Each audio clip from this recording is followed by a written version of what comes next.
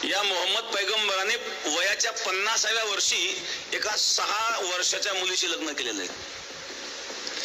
एक मनुष्य 50 वर्षाचा मनुष्य 6 वर्षाच्या मुलीशी लग्न करतो, यापेक्षा कोणता अत्याचार असू शकतो? ज्यांचे आदर्श असे आहेत ते काय वागतील? या मुस्लिम धर्मामध्ये स्त्रियांवर जे हत्या घडतात त्याला कारण आहे, अत्याचाराचं हेच कारण आहे की त्यांचे आदर्शच अत्याचारी होते.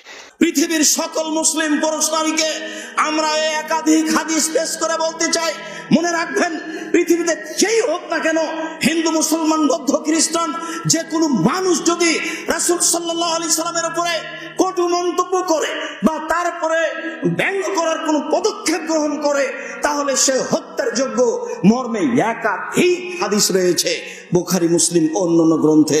অতএব পৃথিবীর সকল মুসলিমকে যেভাবে সম্ভব, অন্য বন্ধ করে হোক, বদদুয়া করে হোক, যেভাবে সম্ভব আপনার বক্তব্য দিয়ে হোক, সমাবেশ করে হোক, যেভাবে সম্ভব তার বিরোধিতা করতে হবে, এটাই ঠিক। পৃথিবীর সকল মুসলিম সরকারকে এরকম সরকারের বিরুদ্ধে কটূক্তি করা, কটু মন্তব্য করা ব্যক্তির উপরে পদক্ষেপ নিতে হবে।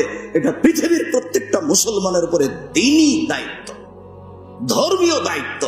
কিছুই যদি সম্ভব না হয় তাহলে বলতে হবে আল্লাহ তুমি তাকে ধ্বংস করো।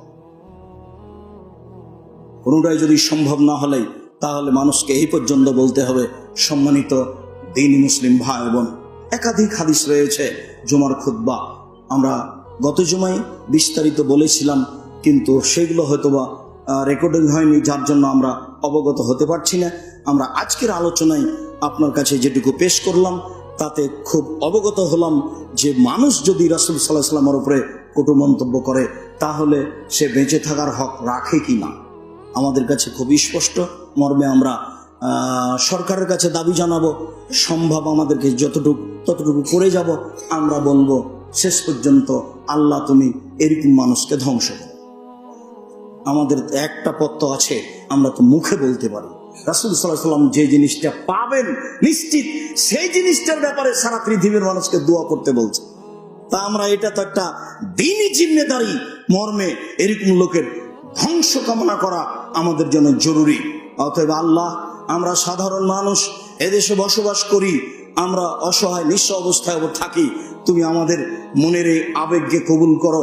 যারা রাসূল সাল্লাল্লাহু আলাইহি ওয়াসাল্লামকে ব্যঙ্গ করে বা যারা কটু মন্তব্য করে তুমি তাদেরকে ধ্বংস করো। তুমি সর্বশক্তিমান, তুমি তাদের বিচার করো।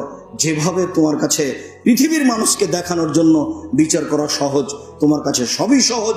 পৃথিবীর মানুষ যেন দেখতে পাই যে তার উচিত মতো বিচার হয়েছে, এটাই তোমার কাছে আমরা দাবি জানাচ্ছি। তুমি আমাদের দাবি কবুল করো।